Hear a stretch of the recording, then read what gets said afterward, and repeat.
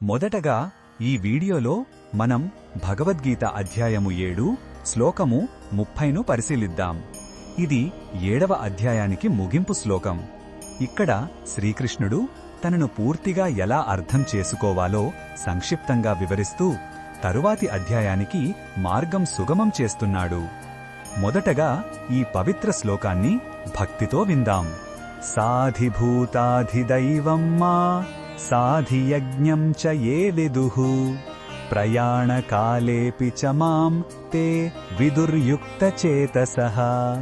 ఈ శ్లోకం అర్థం ఏమిటంటే, ఎవరైతే నన్ను ఈ భౌతిక జగత్తుకు అనగా అధిభూతానికి, సమస్త దేవతలకు అనగా అధిదైవానికి మరియు అన్ని యజ్ఞాలకు అనగా అధియజ్ఞానికి ఆధారభూతమైన వానిగా తెలుసుకుంటారో వారు మరణ సమయంలో కూడా స్థిరమైన మనస్సుతో నన్నే తెలుసుకుంటారు అని శ్రీకృష్ణుడు చెబుతున్నాడు.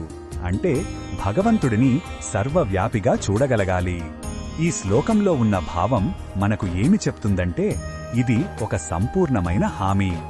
భగవంతుడిని మన జీవితంలోని ప్రతి అంశంలో చూసినప్పుడు ఆయనతో మన అనుబంధం దృఢపడుతుంది. అప్పుడు మరణమనేది ఒక భయానకమైన ముగింపులా కాక భగవంతుని చేరే ఒక ప్రయాణంగా మారుతుంది. అలాంటి వారి మనస్సు చివరి క్షణంలో కూడా స్థిరంగా శాంతంగా ఉంటుంది.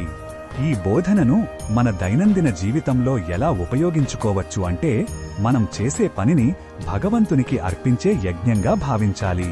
ప్రకృతిని చూసినప్పుడు దాని వెనక ఉన్న దైవశక్తిని స్మరించుకోవాలి.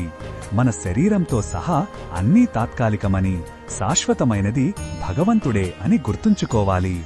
ఈ నిరంతర స్మరణయే అంత్యకాలంలో మనల్ని కాపాడుతుంది. మరిన్ని భగవద్గీత శ్లోకాల అర్థాన్ని తెలుసుకోవాలంటే మా తదుపరి వీడియోలను తప్పకుండా చూడండి.